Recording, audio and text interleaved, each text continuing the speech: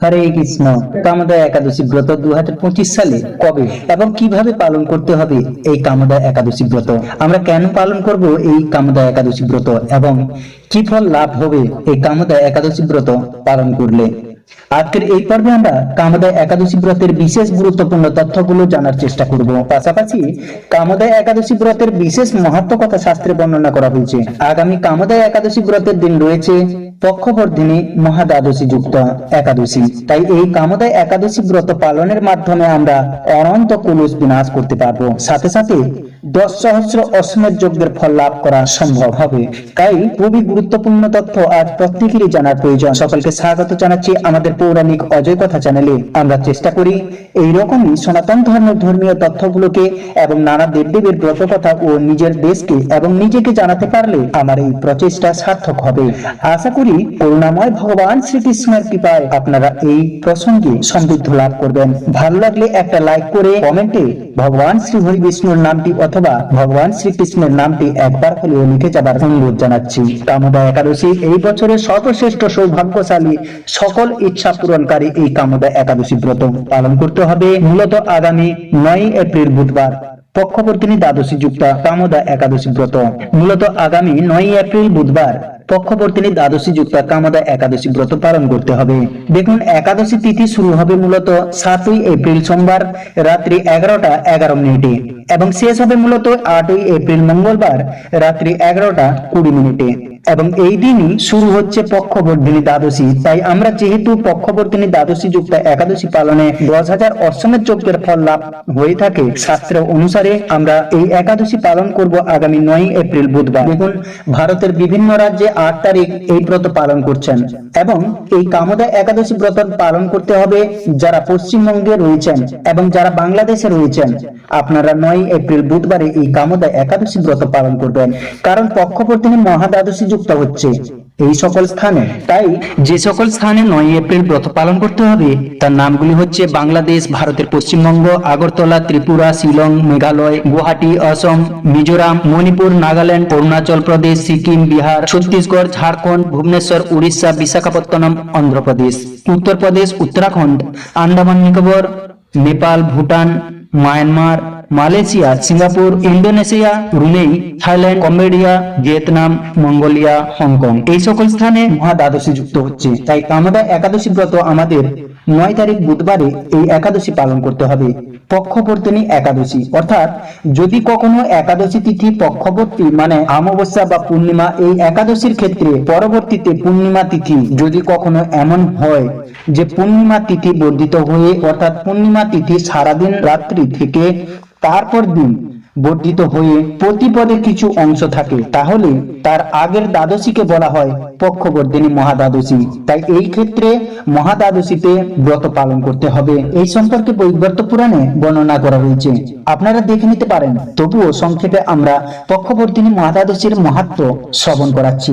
আপনারা ধৈর্য ধরে মনোযোগ দিয়ে শ্রবণ করুন, তাহলেই সবকিছু বুঝতে পারবেন। তো আপনারা সঠিক দিনে সঠিক সময়ে কামদা একাদশী ব্রত পালন করবেন এবং সবাইকে উৎসাহ করবেন এই ব্রত পক্ষবর্ধিনী একাদশীতে পালন করার জন্য।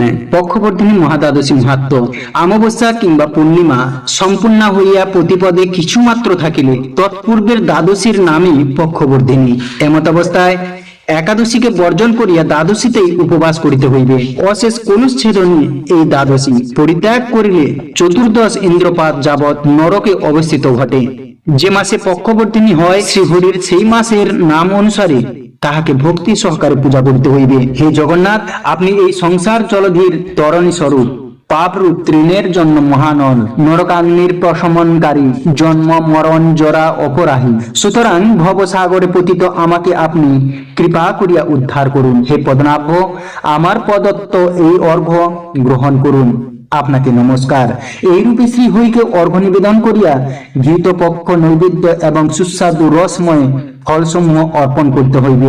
নির্ধন ব্যক্তি ও বিশেষ যত্ন সহকারী যথাশক্তি পক্ষবর্ধিনী মহাদ্বাদশী ব্রত সাধন করবেন। শ্রীহরি বিষয়ক গীত ও নৃত্য সহকারী রাত্রি জাগরণ ও উক্ত দিনে কর্তব্য। সকাম যুগের 10 সহস্র অশ্বমেধ তুল্য ফল এই ব্রতে অনায়াসে লাভ হইয়া থাকে। তো আপনারা জানলেন পক্ষপ্রতিনি মহাদ্বাদশী ব্রত পালন করলে আমাদের কি ফল লাভ হবে। তো আপনারা সঠিক দিনে সঠিক সময়ে কামদা একাদশী ব্রত পালন করবেন। কামদা একাদশী মাহাত্ম্য। চৈত্র মাসের শুক্লপক্ষের কামদা একাদশী ব্রত মাহাত্ম্য বরাহ পুরাণে বর্ণিত আছে। মহারাজ যুধিষ্ঠির বললেন, হে বাসুদেব, আপনি কৃপা করে আমার কাছে কামদা একাদশীর মহিমা কীর্তন করুন। শ্রীকৃষ্ণ বললেন, হে মহারাজ, এই একাদশী ব্রত সম্পর্কে এক বিচিত্র কাহিনী বর্ণনা করছি, আপনি এক মনে তা শ্রবণ করুন। পূর্বে মহর্ষি বশিষ্ঠ মহারাজ দিলীপের কৌতূহল নিবারণের জন্য এই ব্রত কথা কীর্তন করেছিলেন। ঋষি বশিষ্ঠ বললেন, হে মহারাজ, কামদা একাদশী তিথি পাপনাশক ও পুণ্যদায়িনী। পূর্বকালে মনোরম নাগপুরে স্বর্ণ নির্মিত গৃহে বিষধর নাগেরা বাস করত। তাদের রাজা ছিলেন পুণ্ডরী। গন্ধর্ব, কিন্নর ও অপ্সরাদের দ্বারা তিনি সেবিত হতেন।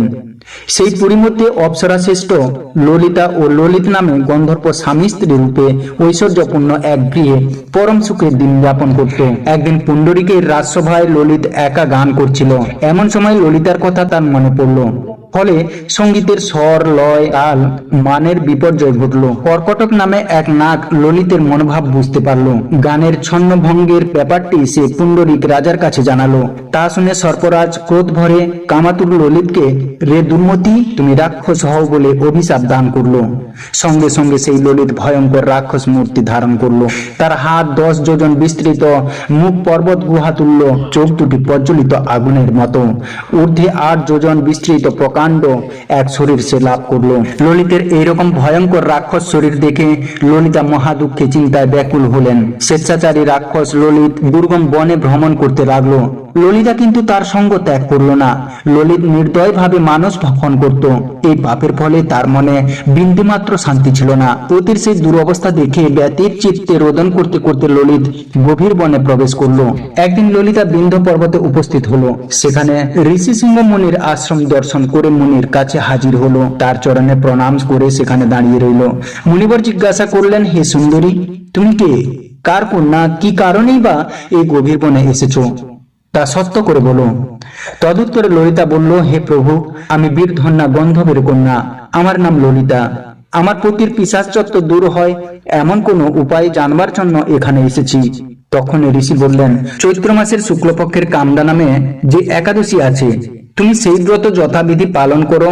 এই ব্রতের পুণ্যফল তোমার স্বামীকে অর্পণ করলে তৎক্ষণাৎ তার সমস্ত পাপ বিনষ্ট হবে। বশিষ্ঠ ঋষি বললেন, হে মহারাজ দিলীপ, মুনির কথা শুনে ললিতা আনন্দ সহকারে কামদা একাদশী ব্রত পালন করলো। তারপর ব্রাহ্মণ ও বাসুদেবের সামনে পতি উদ্ধারের জন্য আমি যে কামদা একাদশী ব্রত পালন করেছি তার সমস্ত ফল আমার পতির উদ্দেশ্যে অর্পণ করলাম। এই পুণ্যের প্রভাবে তার পিশাচত্ব দূর হোক। এই কথা উচ্চারণ মাত্রই ললিত সাপ মুক্ত হয়ে দিব্য দেহ প্রাপ্ত হলো। পুনরায় গন্ধর্ব দেহ লাভ করে ললিতার সাথে সে মিলিত হলো। তারা বিমানে করে গন্ধর্ব লোকে গমন করলো। হে মহারাজ দিলীপ, এই ব্রত যত্ন সহকারে সকলেই পালন করা কর্তব্য। এই ব্রত ব্রহ্ম হত্যা, পাপ বিনাশক এবং পিশাচত্ব মোচনকারী। এই ব্রত কথা শ্রদ্ধাপূর্বক পাঠ ও শ্রবণে বাজপেয় যজ্ঞের ফল লাভ হয়। তো আপনারা কামদা একাদশী মাহাত্ম্য কথা শ্রবণ করলেন এবং বুঝতেও পারলেন যে কিভাবে কামদা একাদশী ব্রত পালন করতে হবে এবং এই কামদা একাদশী ব্রত পালন করলে কি ফল লাভ হবে। তো শাস্ত্রের অনুসারে আমরা এই একাদশী পালন করব আগামী 9 এপ্রিল বুধবার। আর আমরা যত ভালোভাবে একাদশী পালন করি না কেন, যদি সঠিক সময়ের মধ্যে পালন না করা হয় তাহলে একাদশী ব্রত অসম্পূর্ণ থেকে যাবে। তাই যথা সময়ের মধ্যে একাদশীর পালনটা করে নেবেন। তো কামদা একাদশী পালনটা মূলত পরের দিন অর্থাৎ বৃহস্পতিবার কলকাতা সহ পশ্চিমবঙ্গ রাজ্যে সকাল 5:20 থেকে 9:31 মধ্যে এই ব্রতের পালনটা বা এই কামদা একাদশী ব্রতের ভঙ্গ করে নেবেন। এবং বৃহস্পতিবার বাংলাদেশ সহ পুরো ঢাকা পালনের সময় হচ্ছে সকাল 5:41 থেকে 9:53 মধ্যে। এই সময়ের মধ্যে আপনারা এই কামদা একাদশী ব্রতের পালনটা বা ব্রত ভঙ্গ করবেন। একাদশীর মূল কাজ হলো নিরন্তর ভগবানকে স্মরণ করা। তাই আপনারা এই পক্ষবর্ধিনী মহাদ্বাদশী বুধবারে এই কামদা একাদশী ব্রত পালন করে ভগবানকে ভক্তি ভরে স্মরণ করাই যেন আপনার মূল কাজ হয়। আমরা একাদশী পালনের সাত্ত্বিক নিয়মটি উল্লেখ করছি। এটি পালন করা সবার উচিত। যদি উহাতেও অসমর্থ হন তাহলে একাদশীতে পঞ্চ রবি শস্য বর্জন করত ফলমূলাদি অনুকল্প গ্রহণের বিধান রইয়াছে। সমর্থপক্ষে রাত জাগরণের বিধি আছে। গৌড়ীয় ধারায় এই একাদশী নির্জলা জল ব্যতীত পালনের নির্দেশ প্রদান করেছেন। সেগুলি সেমতে করলে সর্বোত্তম। নিরন্তর কৃষ্ণ ভাবনায় থেকে নিরাহার থাকতে অপারগ্য হলে নির্জলা সহ অন্যান্য একাদশীতে কিছু সবজি ফলমূল আদি গ্রহণ করতে পারেন। যেমন গোল আলু, মিষ্টি আলু, চাল কুমড়ো, পেঁপে, টমেটো, ফুলকপি ইত্যাদি সবজি ঘি অথবা বাদাম তেল বা সূর্যমুখী তেল দিয়ে রান্না করে ভগবানকে উৎসর্গ করে আহার করতে পারেন। বাটা হলুদ, মরিচ ও সন্দর্ভ লবণ ব্যবহার্য। আবার অন্যান্য আহার্য যেমন দুধ, কলা, আপেল, আঙ্গুর, আনারস, আখ, আম, শসা, তরমুজ, বেল, নারকেল, মিষ্টি আলু, বাদাম ও লেবুর শরবত ইত্যাদি ফলমূল আদি খেতে পারেন। একাদশীতে 5 প্রকার রবি শস্য গ্রহণ করতে নিষেধ করা হয়েছে। ধান জাতীয় সকল প্রকার খাদ্য যেমন চাউল, মুড়ি, চিড়া, সুজি, পায়েস, খিচুড়ি, চাউলের পিঠা, খই ইত্যাদি। গম জাতীয় সকল প্রকার খাদ্য যেমন আটা, ময়দা, সুজি, বেকারি, রুটি বা সকল প্রকার বিস্কুট, হরলিক্স জাতীয় ইত্যাদি। জব বা ভুট্টা জাতীয় সকল প্রকার খাদ্য যেমন ছাতু, খই, রুটি ইত্যাদি। ডাল জাতীয় সকল প্রকার খাদ্য যেমন মুগ, মাসকলাই, খেসারি, মসুরি, ছোলা, অড়হর, ফেলন, মটরশুঁটি, বরবটি ও শিম ইত্যাদি। সরিষার তেল, সয়াবিন তেল, তিল তেল ইত্যাদি। এই পঞ্চ রবি শস্য যে কোনো একটি একাদশীতে গ্রহণ করলে ব্রত নষ্ট হয়। শ্যামা চাল ও কাউনের চাল খাওয়া যাবে না। সাগুদানা না খাওয়াই ভালো। যারা সাত্ত্বিক আহারী নন এবং চা, বিড়ি, সিগারেট, পান, কফি ইত্যাদি নেশা জাতীয় গ্রহণ করেন, একাদশী ব্রত পালনের সময়কাল পর্যন্ত এগুলি গ্রহণ না করাই ভালো। একাদশী ব্রত পালন করলে যে কেবলমাত্র নিজের জীবনের সদ্গতি হবে তা নয়, একাদশী ব্যক্তির প্রয়াত পিতামাতা নিজ কর্মদোষী নরকবাসী যদি হয় তবে সেই পুত্রই এই একাদশী ব্রত পালন করে তার পুণ্য ফল যদি অর্পণ করেন, সেই পিতা মাতাকে নরক থেকে উদ্ধার করতে পারবেন। একাদশীতে অন্ন ভোজন করলে যেমন নরকবাসী হবে, অন্নকে ভোজন করালেও নরকবাসী হবে। কাজে একাদশী পালন করা আমাদের সবারই কর্তব্য। একাদশী তিথির পরের দিন উপবাস ব্রত ভঙ্গ করার পর যে নিয়ম, একাদশী তিথির পরের দিন উপবাস ব্রত ভাঙার পর যে নিয়ম, যে নির্দিষ্ট সময় দেওয়া আছে, সেই সময়ের মধ্যে পঞ্চ রবি শস্য ভগবানকে নিবেদন করে প্রসাদ গ্রহণ করে পালন করা একান্ত দরকার। নতুবা একাদশীর কোনো ফল লাভ হবে না। একাদশী ব্রত পালনের প্রকৃত উদ্দেশ্য কেবল উপবাস করা নয়, নিরন্তর ভগবানের নাম স্মরণ, মনন ও শ্রবণ কীর্তনের মাধ্যমে একাদশীর দিন অতিবাহিত করতে হয়। এদিন যতটুকু সম্ভব উচিত একাদশী পালনের সময় পরনিন্দা, পরচর্চা, মিথ্যা ভাষণ, ক্রোধ, দুরাচার, স্ত্রী সহবাস সম্পূর্ণরূপে নিষিদ্ধ। একাদশী ব্রতের আগের দিন রাত 12টার আগেই অন্নভোজন সম্পন্ন করে নিলে সর্বোত্তম। ঘুমানোর আগে দাঁত ব্রাশ করে দাঁত ও মুখ হয়ে লেগে থাকা সব অন্ন পরিষ্কার করে নেওয়া সর্বোত্তম। সকালে উঠে শুধু মুখ কুল্লি করে ও স্নান করতে হয়। একাদশীতে সবজি কাটার সময় সতর্ক থাকবেন যেন কোথাও কেটে না যায়। একাদশীতে রক্তক্ষরণ বর্জনীয়।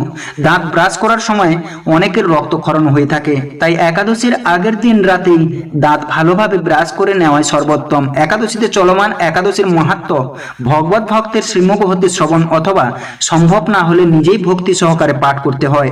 যারা একাদশীতে একাদশীর প্রসাদ রান্না করেন তাদের 5 ফোড়ন ব্যবহারে সতর্ক থাকা উচিত, কারণ 5 ফোড়নে সরিষার তেল ও তিল তেল থাকতে পারে, যা বর্জনীয়। একাদশীতে শরীরে প্রসাধনী ব্যবহার নিষিদ্ধ। তেল শরীরে ও মাথায় সুগন্ধি, সাবান, শ্যাম্পু ইত্যাদি বর্জনীয়। সকল প্রকার ক্ষৌরকর্ম যেমন শেভ করা, চুল এবং নখ কাটা নিষিদ্ধ। একাদশী পালনের যে সময় দেওয়া আছে সেই সময়ের মধ্যে পঞ্চ রবি শস্য ভগবানকে নিবেদন করে প্রসাদ গ্রহণ করে পালন করা একান্তই দরকার। নতুবা একাদশীর কোনো ফল লাভ হয় না, এটা বিশেষ করে মনে রাখবেন। এবং একাদশীর পালন মন্ত্র হচ্ছে একাদশাং নিরাহার ব্রতে নান কেশব প্রসিত সম্মুখনাথ জ্ঞান দৃষ্টি প্রদভব। এই মন্ত্র পাঠ করে নির্দিষ্ট সময়ের মাঝে পালন করে নিতে হবে, না হলে একাদশীর কোনো ফল লাভ করতে পারবেন না। মনে রাখবেন, একাদশী ব্রত পালনের প্রকৃত উদ্দেশ্য কেবল উপবাস করা নয়, নিরন্তর শ্রী ভগবানের স্মরণ, মনন ও শ্রবণ কীর্তনের মাধ্যমে একাদশীর দিন অতিবাহিত করতে হয় এবং বেশি বেশি হরিনাম জপ করতে হয়। তাই একাদশী পালনের সময় পরনিন্দা, পরচর্চা, মিথ্যা ভাষণ, ক্রোধ, দুরাচারী, স্ত্রী সহবাস সম্পূর্ণরূপে নিষিদ্ধ। এগুলো মাথায় রাখবেন। হরে কৃষ্ণ। আজকের এই কামদা একাদশীর বিশেষ গুরুত্বপূর্ণ তথ্যগুলো আপনারা জানলেন। আশা করি সমৃদ্ধ লাভ করেছেন। ভালো লাগলে অবশ্যই একটা লাইক করে ভগবান শ্রীকৃষ্ণের নামটি অথবা লক্ষ্মীনারায়ণের নামটি একবার হলেও লিখে যাবার অনুরোধ জানাচ্ছি। হরে কৃষ্ণ, হরি বল, জয় নিতাই, রাধে রাধে, রাধে রাধে।